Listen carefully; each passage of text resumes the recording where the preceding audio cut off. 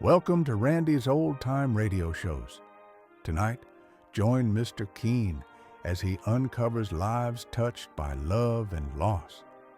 Behind every missing person is a story waiting to be solved. And with every turn of the tale, the mystery draws you closer.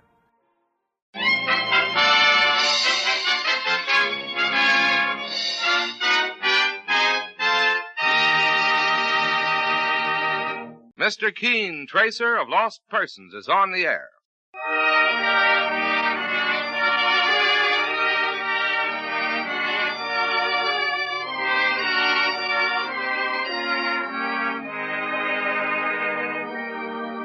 Ladies and gentlemen, Colonos Toothpaste presents Mr. Keene, Tracer of Lost Persons, one of the most famous characters of American fiction in one of radio's most thrilling dramas.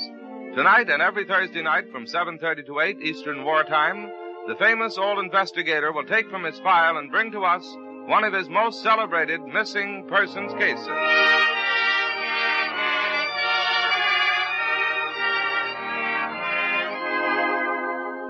When you buy Colonos toothpaste, you get 4 big advantages. 1, flavor. It's peppy, minty, refreshing. 2, foam. It's bubbly, busy, alive. 3, feel. It's soft, safe, non-abrasive. 4, results. It helps brush your teeth immaculately clean. Who could ask for anything more? Don't wait. Ask for Colonos, a high-polishing toothpaste. That's spelled K-O-L-Y-N-O-S. Colonos toothpaste.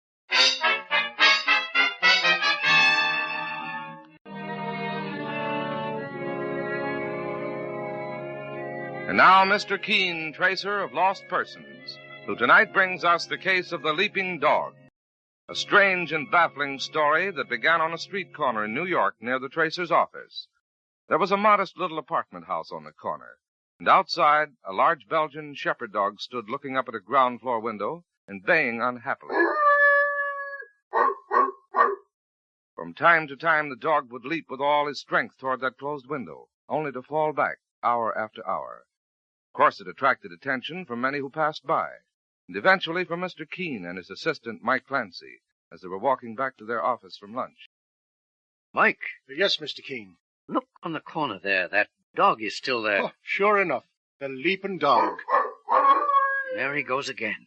Still jumping and still falling back. Poor fellow. So handsome and pathetic. Nice set of teeth, too. Let's have a chat with him. Yesterday I saw him almost put his teeth into one fellow who tried to have a chat. Boy, it was a close shave. Well, he's looking over this way. Sure, here he comes. Gentle as a lamb. Say, boss, what'd you just tell him now? That I like him, that's all. Here you are, young fellow. What's the trouble? Locked out? Somebody forget you? Collar on him, no identification. That's something you're trying to tell me, eh? Well, let's go inside and see what we can find out. Inside? Boss, you've got a year's work waiting for you at the office as it is. It'll only take a moment, Mike. Let's ask those 2 men standing there in front of the doorway. Maybe they can give us some information. Now we're working for a dog. Come along, young fellow. I beg your pardon, gentlemen. Yeah, what do you want? I wonder if you've noticed this dog leaping up at that window. What dog? This Belgian shepherd, right here. Never saw him in my life. Neither did I. Out here all morning and yesterday, too. We never saw him in our life. Okay. Here, Mike. Let's go through this door. The dog's trotting along like he knew you all his life, boss.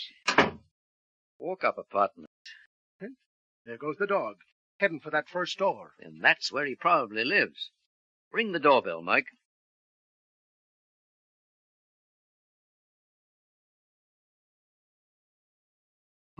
No luck.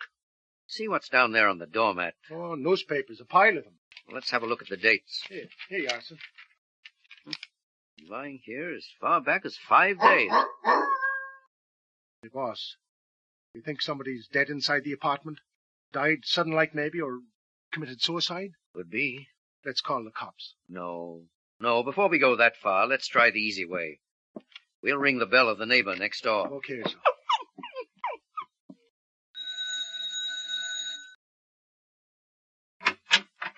Yes? Something you want? I beg your pardon, Mrs. Briggs is my name. Mrs. Briggs. I happened to notice this dog out on the street. Oh, sure, that's Tony. Tony, eh? I gather he belongs in that apartment next door. Yes, to the old couple, Mr. and Mrs. Godwin. Well, I rang their bell and there was no answer. They just went away. Are you sure? Yes, on a vacation, I guess. I saw them get into a taxi last Saturday it was. Both of them, with the dog and a couple of suitcases. They did take the dog with them. Oh, yes. Then all of a sudden, Tony showed up here yesterday. I tried to coax him inside to give him some food, but he just kept growling. Very strange. Yes, I was wondering. Mrs. Briggs, you wouldn't by any chance remember what kind of a taxi they went away in? No. I happened to be standing by my window when I saw Mr. Godwin at the curb shouting for the taxi. They got in, all of them, and went away. If I may trouble you with one more question, can you tell me anything about what Mr. Godwin does for a living? He's retired, I guess. They moved in here about 6 months ago, and they never went outside their apartment much, except to walk the dog.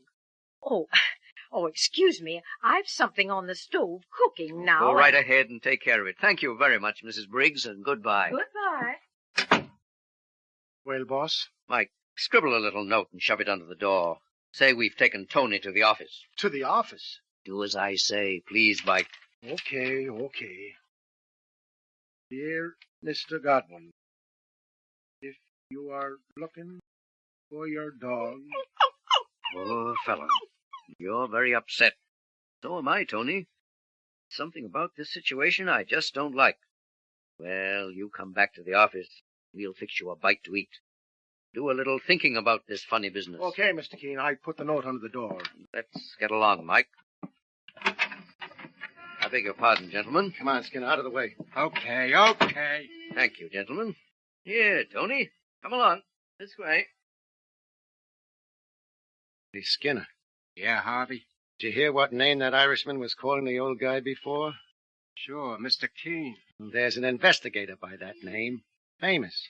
I've seen his pictures in the paper. Me too, that's the guy. What makes him come snooping around here? Just one of those accidents. His office is around here. I don't like it, Skinner. Better keep an eye on the old guy.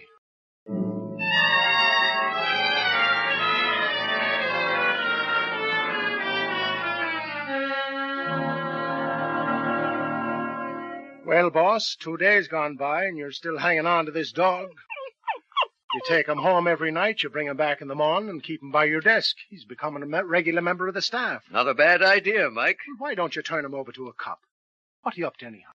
Mike, I'm convinced this isn't any ordinary case of a stray dog. I don't believe the Godwins went off on a vacation. Why not, sir? They're obviously people in modest circumstances. They'd gone off on a vacation. The first thing they'd have done would have been to stop the daily newspaper. Maybe so, but... Something tells me the Godwins left in a hurry, in a panic. They were running away from something. Why should 2 old people run away? I don't know, but I'd certainly like to find out. There's still no answer to our note. We haven't got a thing to go on. Just one clue. They left in a taxi. Mr. Keene, New York's full of taxis. True, Mike. And every driver is required by law to keep a trip record. Oh. Yes, a police regulation. Every time a driver makes a trip, he must keep a record of when and where it started, the number of his passengers, when and where it ended. Sure, that's right. You always see them cabbies writing things down on a card. Well, it may be a long, slow process, but if we were to check every major cab company in New York, we might pick up the trail of the old couple. Sure, but nobody's asked you to check, boss. That's just what intrigues my imagination. Mike, get your hat and coat. Good sign, Mike. Tony approves.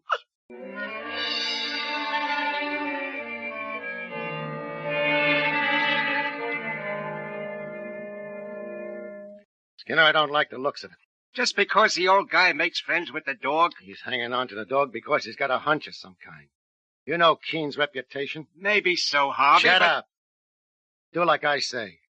Keep tailing Keene night and day, as long as he hangs on to that dog. Okay.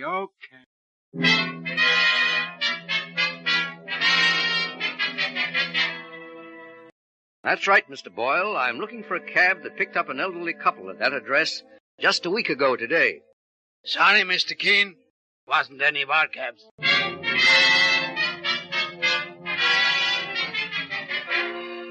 You say it was 8 days ago today, Mr. Keene? That's right, Mr. Horton.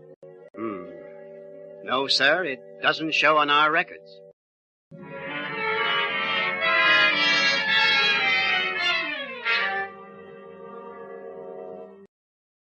Well, Mr. Keene, sir, it looks like the well-known needle in the well-known haystack. Mike, we mustn't weaken. Sooner or later, we'll find the right cab. But how do you know it'll be worth finding? How do we know there's any kind of a case? We've got to take the chance because... 1 second, Mike. What's up, boss? Look, they're across the street. 2 men walking along. So what? Unless I'm very much mistaken, it's the same 2 men we ran into in the hallway the day we first started this search. Mr. Keene, you're right. Mike, they're shadowing us. Yes, sir. That's the way it looks. And that convinces me. There's a case, all right, and we must get to the bottom of it.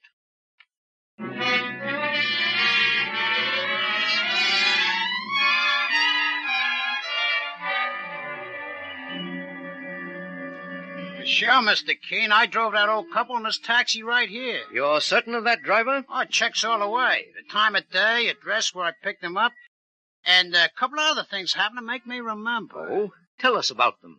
Well, I was cruising along that morning, and suddenly I hear the old gent shouting. Taxi! Taxi! I look over to the curb, and there's the old gent and the lady, a dog too, and a couple of suitcases. I pull over to the curb, and they get in. Yes, sir, where to? Grand Central Station. Okay, Chief. Just a second, please. Oh, change your mind? Better make it 125th Street, the 125th Street station. Okay. Yes, Sam. I think that would be safer. Poor Alice, I'm sorry this had to happen. Oh, I'll be all right, Sandy. You don't look at all well. If only we'd had time to see the doctor again. Now, please don't worry. That reminds me. We forgot to pick up your prescription at the drugstore. Driver, stop. We've got to go back. So, driver, you turned around and went to a drugstore? Yes, Mr. Keene. That's when the trouble happened with the dog. The old gent let him try to trot along to the drugstore, but suddenly a cat came along, and off went the dog down a block and around the corner. Look, Sam, Tony's gone. Don't worry, Alice. He'll be back. Oh. Meanwhile, I'll pick up the prescription. He'll be back. But he never did come back. We waited and waited, and finally Mr. Godwin said... Alice, I hate to do this, but we'll have to go without Tony. Oh, no, Sam. We can't.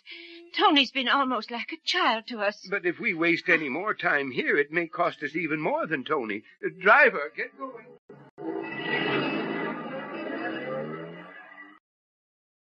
You got them to 125th Street all right? Yeah, but the wife was so upset, Mr. Keene, that when she started out of the cab, she went into a faint. Well, I'll be done. I helped get her into the waiting room of the station to a woman on duty for the Traveler's Aid. What happened next? I don't know. A cop asked me to get my cab going. That's the last you saw of them? Right. Obviously, they were very frightened people. Sure thing. Driver, if you're free to take a fare now... I am. All right, the 125th Street station, then. Come along, Mike.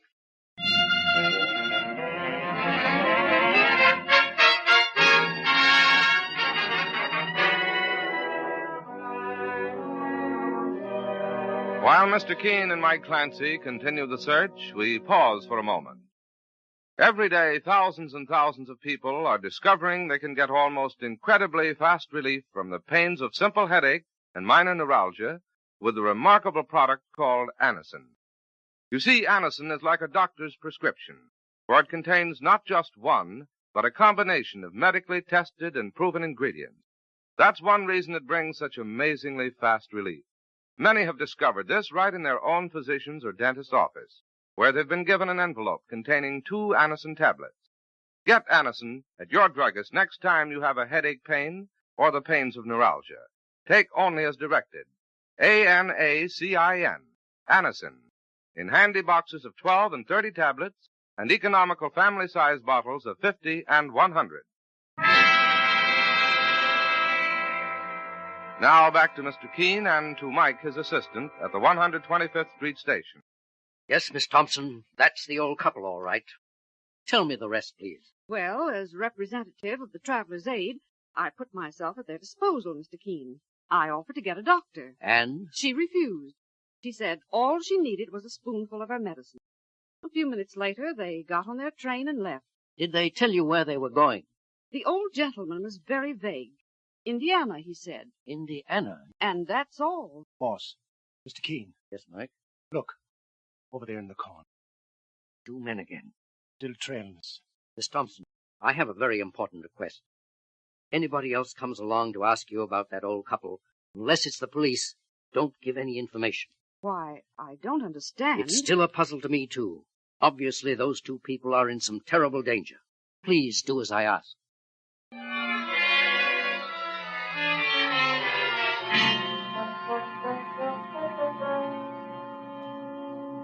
No, Harvey, that dame from the Travel's Aid wouldn't tell me a thing. Not even where Godwin and his wife went? Not a word. We're stymied. No, we're not. Not with a guy like Keene working for us. Who says he's working for us? He will, if we fix it right. And we won't have to pay him a cent. Listen to this.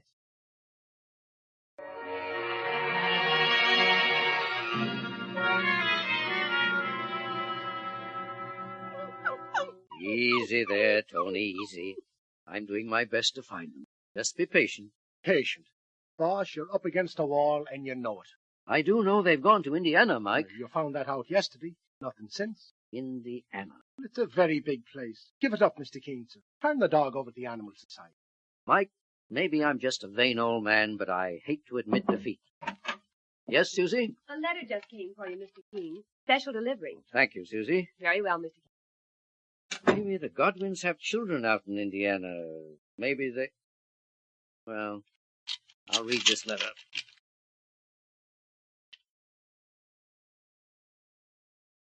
Mike, very interesting. What's up? I'll read it to you. Dear Mr. Keene, I'm an old friend of the Godwins. I'm told by their neighbor that you were asking about them. Don't worry, they are safe and sound. Sam Godwin is a retired trainer of racehorses. Oh, a trainer. And he and his wife have gone off to visit some friends on the training farm. You don't mind keeping the dog. They'll pay you all the expense when they come back. Signed, Arthur Ross. Boss, that letter is a phony. Why? Well, if the friend knew that they were on vacation, how would he happen to drop in at the house and find out you were investigating? Good point, Mike. The next question, why was this letter sent to me? Why, sure, plain as day. The man who wrote it wants to steer you off from looking for the Godwin. He wants to make you give up the search. Oh, Mike, I've got another theory, just the opposite. Well, what do you mean? This letter was written to spur us on. What? The writer knew it would sound fishy. Knew it would make me worry even more. Also, he went out of his way to give us a clue that may help find the Godwins. Well, you mean that... This mention that Godwin is a trainer of racehorses. Since we know the Godwins went to Indiana, as the writer probably does not, that narrows down the search. See, there are any number of obscure little half-mile tracks out in Indiana. Sam Godwin may have gone out there to work at his trade, in a place his enemies mightn't think of looking. Ah, but still, why would these enemies want to put you on the trail? Why? So that I'll do their work for them. So that I'll act as their bloodhound. Oh, well, that means that if we find the Godwins, so will their enemies. Probably. Those two guerrillas who have been shadowing us day and night, Mr. Keene. Yes, Mike. Go on with the search now is a dangerous risk. But we are going to take that risk.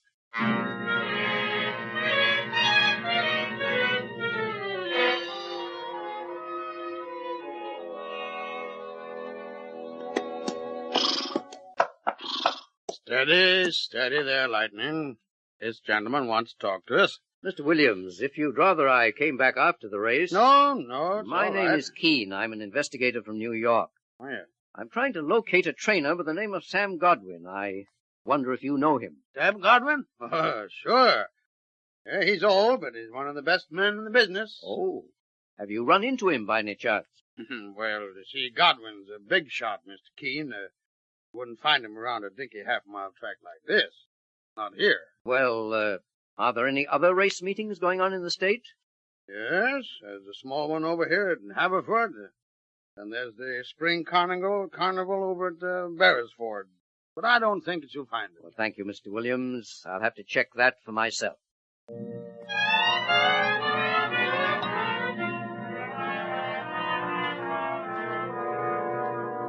Here, Mike. This must be the office. Okay, boss. I knock. Come in. Yes, gentlemen. I'm told you're in charge of the racing program at the carnival. Yes, sir. You want to make some entries? No, I just want to have a little talk with you, Sam Godwin. You've made a mistake. My name isn't Godwin. I'm told otherwise. But just to prove it, Mike, go back to the taxi outside. Yes, sir, I will. And just open the door of the cab. Yes, sir. I get it. Who are you? What do you want? I think I can explain most quickly by showing you my card. Have a look. Your name is... Oh, you're the famous investigator. Tony, old boy! Tony, we thought you were gone for good. Poor fellow. I think this proves my point. You are Sam Godwin. How did you ever find Tony, Mr. Keene? And what brought you here? I won't go into that right now. I'll tell you only this. You're in danger. I know. Even more than you suspect. I may be able to help you, but only if you'll trust me. Come here. Tell me what the trouble is. Mr. Keene, All right. I'm sick of running away. I might as well tell you. Up to last year, I worked at the biggest tracks. I minded my own business, which was to produce winners. Then last year, just before one of the biggest races, 2 men came to see me at my hotel. They introduced themselves. My name's Harvey. This is Mr. Skinner. Well, pleased to meet you. What can I do for you, gentlemen? Godwin, we think you're the best racing trainer in this country. Well, thanks for the compliment, but... In fact, the way you've been handling Lady Checkers, we don't see how she can lose. She'll win by 10 lengths. That's just what we don't want her to do. What? Cards on the table. We represent a gambling system. Worth more to us if Lady Checkers loses. We'll pay you $5,000. Fix it. Get out of here. We can go up to $10,000. I never threw a race in my life. Get out! $15,000. Just a little shot of dope before the race. Blow her up. What do you say? I'm sending for the police. Take your hands off that phone and listen. The sick wife. Can't stand excitement. Suppose you start getting beat up every now and then. You can't do that. Sure we can. Or else we make you a present of $15,000. How about it? Which is it? Make up your mind, Godwin. Well, Mr. Godwin, what did you decide? I said yes, Mr. Keene, to stall them off. I wanted to tell the police, but I didn't see how I could prove it. And my wife is a very sick woman, a heart condition. Yes, I know. But I never harmed an animal in my life. Well, 1 hour before the race, my wife and I packed up and ran away. Lady Checkers won. Cost the gamblers a fortune. They've been after you ever since? They trailed me from town to town. I had to give up my work. We lived in New York on our savings. Then somebody tipped me off they were looking for me in New York, so again it meant packing up and running. We were hoping that this time... One moment, Mr. Godwin. What's up? Come over here. Look through this window. Heavens above. Those 2 men lounging by the gate. Skinner and Harvey, they found me again. You can blame me for that. You? While I was following you, they were following me. Now I am a goner, with my wife sick at the hotel, alone all day. 1 minute. Don't lose your nerve, Sam Godwin. But what can I do, Mr. Keene? You can take the bull by the horns. How? Listen carefully. Tonight, Mike Clancy and I are going to the station to take the night train out of here. The moment we're gone, I know you'll have a visit from those 2 men. And here is the only thing to do.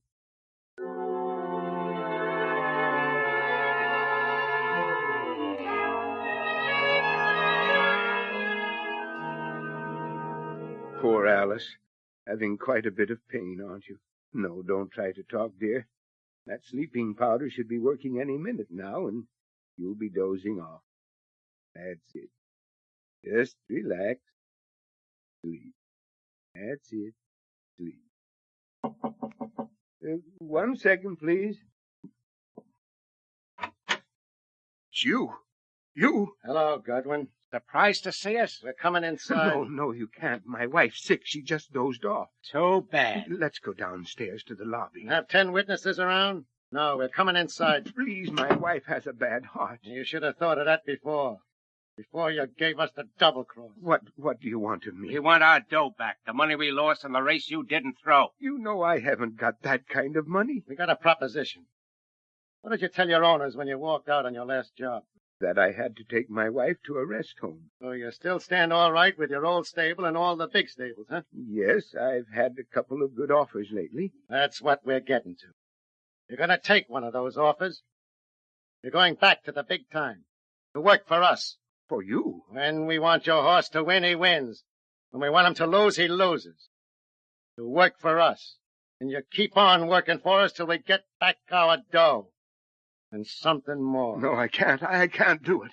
Let's ask your wife what she thinks. No, don't wake her. She had another heart attack today. And she'll have a whole lot more if you don't get wise. Skinner, wake her up. Please, I beg you. Yoo-hoo! Wake up, Mrs. Godwin. Wake up. Shake her, Skinner. Okay, wake up, Mrs. Godwin. Don't touch me. Hands up, both of you. What? What? Reach for the ceiling. I've got you covered. Hey, it's that guy Keene. Yes, my friends, and looking a little strange in this nightcap and nightgown. I didn't leave town after all. I hopped off the first car of the train just as soon as it cleared the station. Well, I'll be... Mrs. Godwin, fortunately, is in another room of the hotel with Tony, her dog, to take care of her. I decided to take her place here in bed, just long enough to listen and get the evidence that will send you both to prison for 10 years. 10 years? Yes, for attempted extortion. All right, Mr. Godwin, phone the police. And then you can help me out of this nightgown.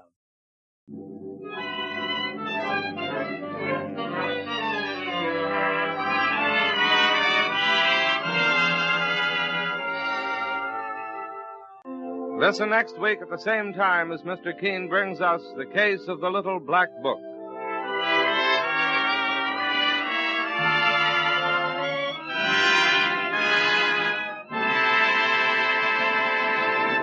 The main job of a toothpaste is to help your brush clean your teeth. Isn't that correct? We honestly believe that Colonos toothpaste will help clean and polish teeth more effectively, safely, beautifully. And here's the reason. Colonos is a high-polishing toothpaste, especially designed to help clean and polish teeth with the greatest possible effectiveness, consistent with safety. That's why you can compare the action of Colonos to a jeweler's polish, removing tarnish from precious silver. Quickly, gently, it helps take away clouding surface film, leaves your teeth really clean, looking their best. Just run your tongue over your teeth and you'll feel the difference. Look in the mirror and you'll see the difference.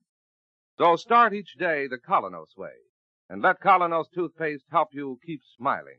That winning, successful smile that pays big dividends in business and social life. Ask your druggist for Colonos, a high-polishing toothpaste tonight. That's spelled K-O-L-Y-N-O-S. Colonos toothpaste.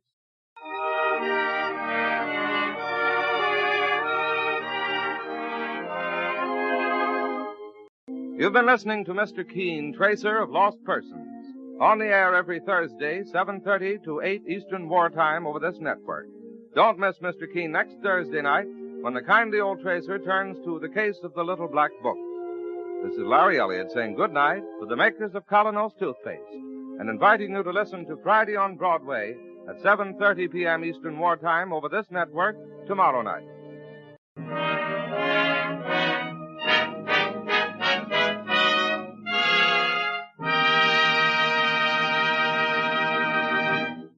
Well, folks, that's it for this episode here at Randy's Old Time Radio Shows.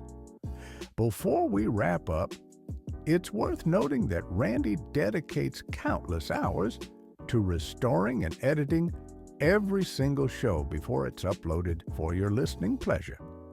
Our goal is to preserve these old-time radio treasures and make them sound as clear and warm as the day they were first broadcast. If you'd like to support his hard work and help keep these classic shows coming, any donation, big or small, is sincerely appreciated. You'll find donation links in the description below. Or if a QR code appears on your screen, simply point your phone's camera at it and follow the prompts. Randy sincerely thanks you in advance for helping keep these shows alive. Thanks for joining us, friends. Until next time, keep the memories warm and the stories close.